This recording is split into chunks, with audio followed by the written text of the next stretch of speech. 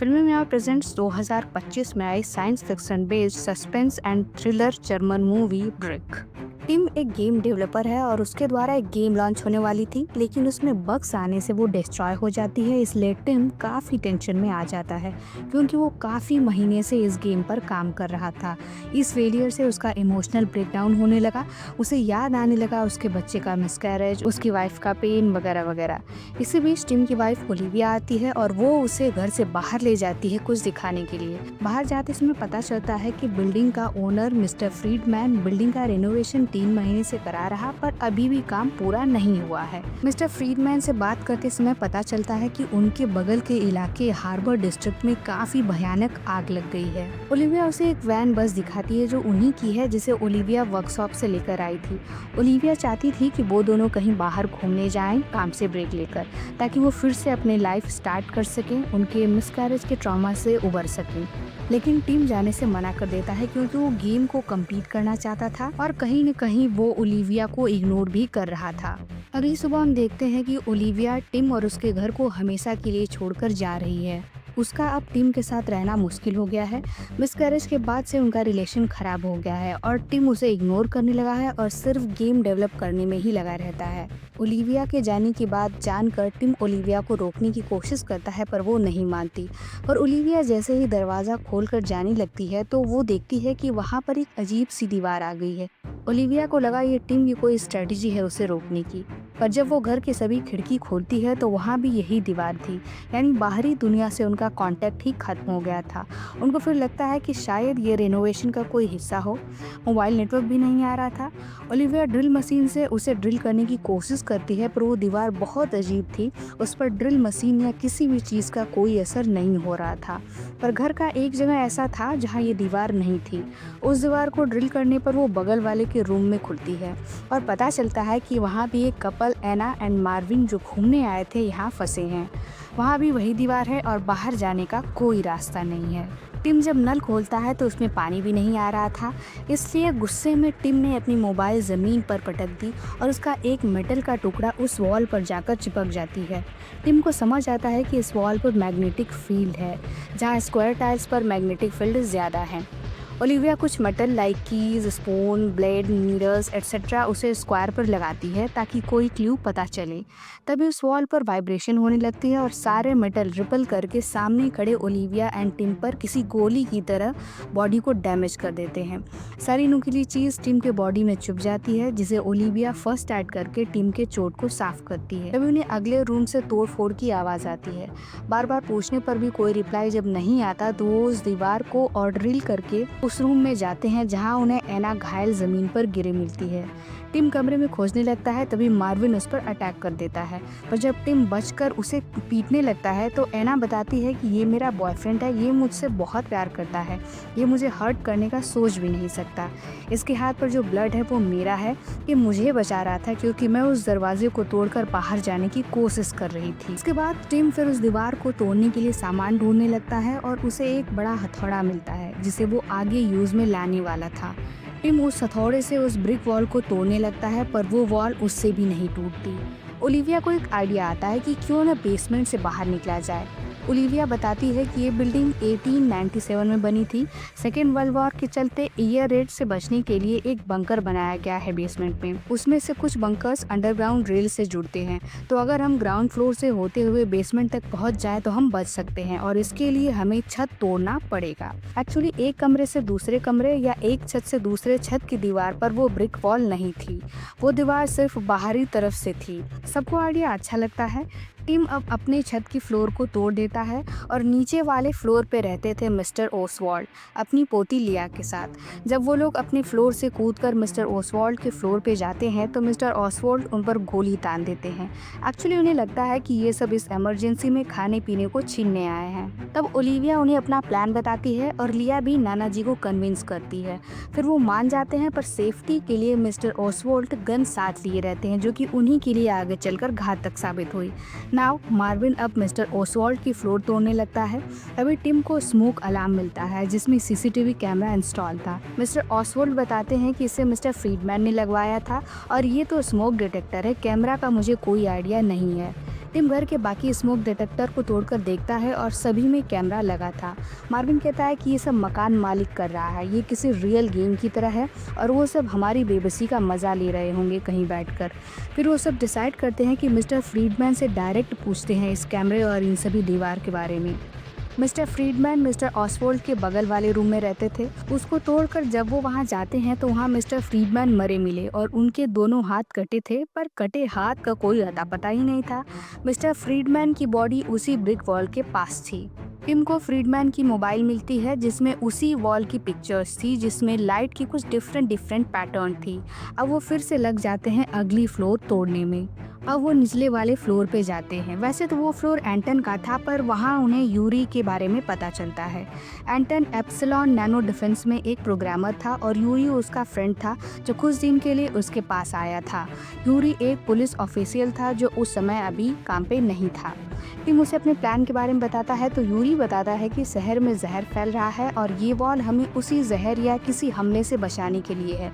शायद world war 3 होने वाला है, इसलिए ये वॉल हमारी प्रोटेक्शन के लिए गवर्नमेंट द्वारा लॉन्च किया गया है। उन लोगों को यूरी की बातों का भरोसा नहीं हो रहा था। तभी ओलिविया एंटन का पूछती है। यूरी बताता है कि शायद उसको हार्ट अटैक आया हो। उसकी बॉडी इसी वॉल के पास मिली। उसका पेसमेकर काफी पुराना था तो खराब हो गया होगा। तभी टिम को फ्लैशबैक आता है कि जब वो अपनी मोबाइल उस वॉल के पास ले जा रहा था तो उसमें ग्लिच एंड एरर शो कर रहा था। लिया भी आसपास नजर दौड़ाती है तो उसे एंटन के कमरे में बहुत सारी डॉक्यूमेंट्स एंड पेपर वर्क दिखा। फिर जब वो बेसमेंट तोड़ने जाते हैं तो यूरी उन्हें वहीं रुकने को बोलता है क्योंकि बाहर जहर फैला है। पर टिम एंड ग्रुप एंटन वाला फ्लोर तोड़कर बेसमेंट तक पहुंच जाते हैं। आगे जब वो बेसमेंट का दरवाजा खोलते हैं जो कि बाहर जाने का रास्ता था, पर अफसोस वहाँ भी वो ब्रिक वॉल मौजूद थी। यानी वो दीवार उस बिल्डिंग को चारों ओर साथ ही ऊपर और नीचे से भी कवर कर रही थी। ये सब देखकर उन लोगों का मोटिवेशन डाउन हो गया। एना रोने लगी। तभी गुस्से में मार्विन ने मिस्टर ऑसवोल्ड से गन छीनकर उस वॉल पर फायर कर दी एंड एज अर्लियर वो बुलेट रिपेल बैक करती है। बाकी सभी तो टाइम से नीचे बैठ जाते हैं पर मिस्टर ऑसवोल्ड नहीं बैठ पाते और बुलेट उनको लग जाती है और उनकी डेथ हो जाती है। लिया उसके नाना को मारने के लिए मार्विन को हेट करने लगती है। अब सबको पता था कि हम मरने वाले हैं और सभी अपनी बातें शेयर कर रहे थे। ओलिविया अपने मिसकैरेज के बारे में बताती है तो टिम गुस्सा हो जाता है। वो कहता है कि हमारी पर्सनल बात उन्हें बताने की क्या ज़रूरत थी और इसी आर्ग्यूमेंट में पता चलता है कि मिसकैरेज के ट्रॉमा का टिम पर काफ़ी असर हुआ था। वो ओलिविया से नज़रें नहीं मिला पा रहा था क्योंकि डिलीवरी से पहले वो उसी वैन से बाहर घूमने गए थे जिसे ओलिविया ने मूवी की स्टार्टिंग में बताया कि आज ही वर्कशॉप से लाई हूँ। एक्चुअली जब वो घूमने गए थे तो उनका एक्सीडेंट हो गया था। एज रिजल्ट ओलिविया का मिसकैरेज हो गया था और एंटन इन सब के लिए खुद को जिम्मेदार मानता था, इसलिए गिल्ट में उसने ओलिविया से दूरी बना ली थी। बट वो अब भी ओलिविया से बहुत प्यार करता था। पर टिम ये सभी बातें सिर्फ सोचता है और एक बार फिर ओलिविया से शेयर नहीं करता।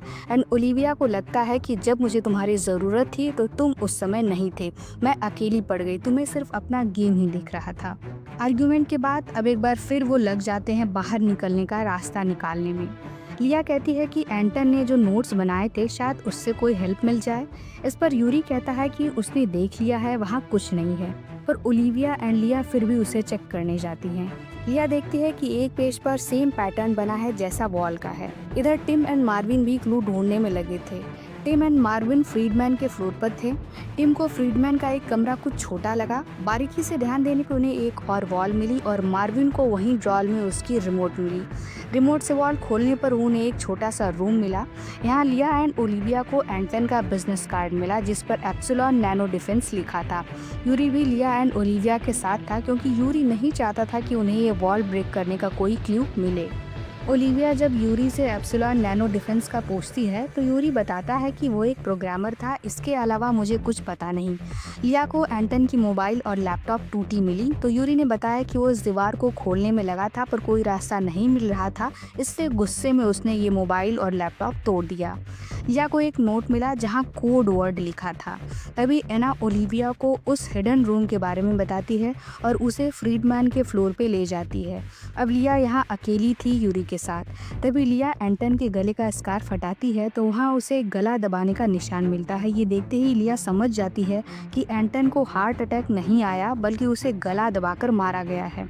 इधर टिम जब हिडन रूम का दरवाज़ा खोलने में सक्सेसफुल हो जाता है तो वहाँ उसे उस रूम में सीसीटीवी की रिकॉर्डिंग रिकॉर्डिंग लगी मिली, यानी पूरे बिल्डिंग की रिकॉर्डिंग वहाँ से कंट्रोल की जा रही थी। यानी मिस्टर फ्रीडमैन उतने भी महात्मा इंसान नहीं थे।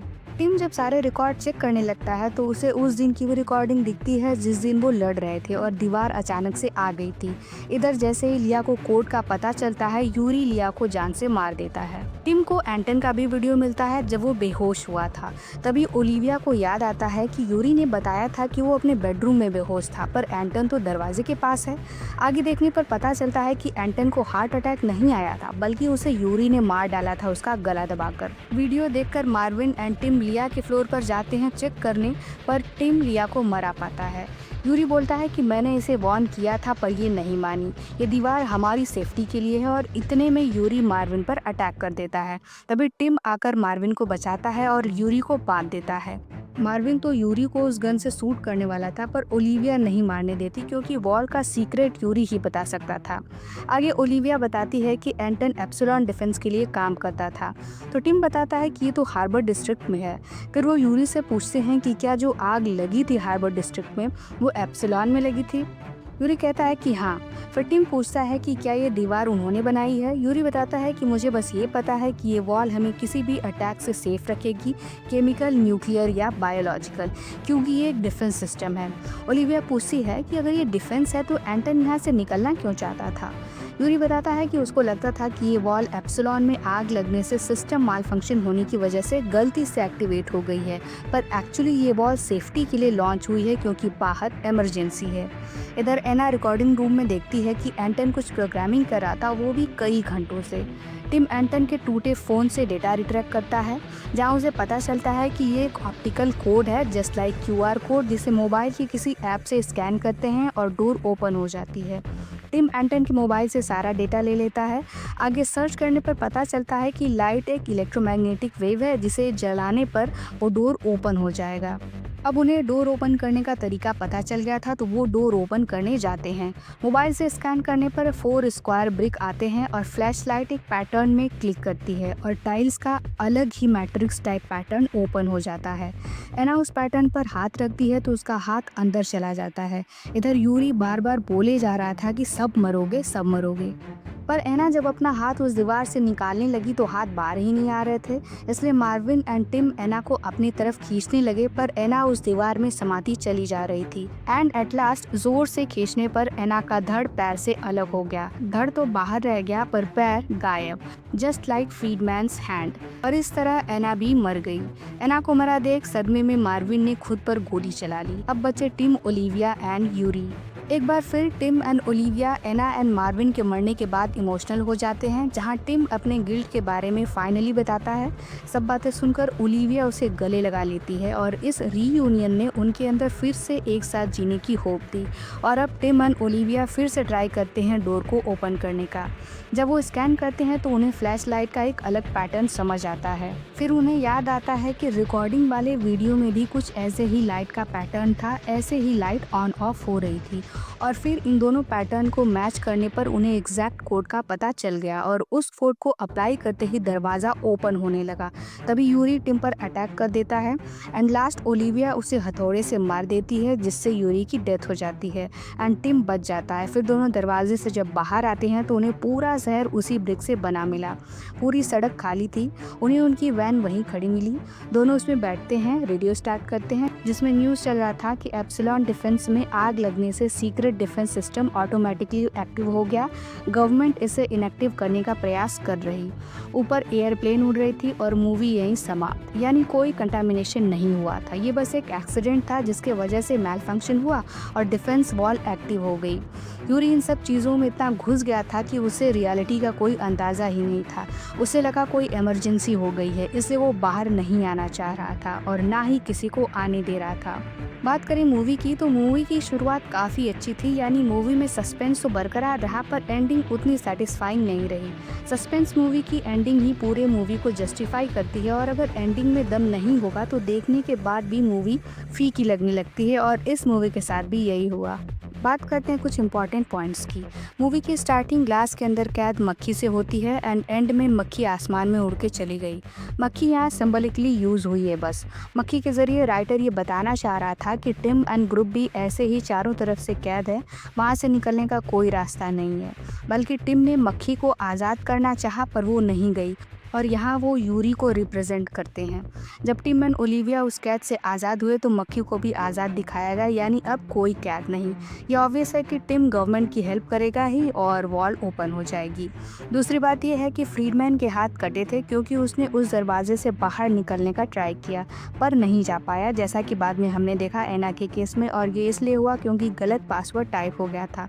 फ्रीडमैन को पासवर्ड के बारे में रिकॉर्डिंग देख के पता चल गया था क्योंकि वो पूरे बिल्डिंग की रिकॉर्डिंग कंट्रोल करता था। जो उसने ही एंटन की भी रिकॉर्डिंग देखी होगी, लेकिन उसे पासवर्ड का पैटर्न समझ नहीं आया, जैसा कि पहली बार टीम को नहीं आ रहा था, और इस वजह से एना की जान चली गई।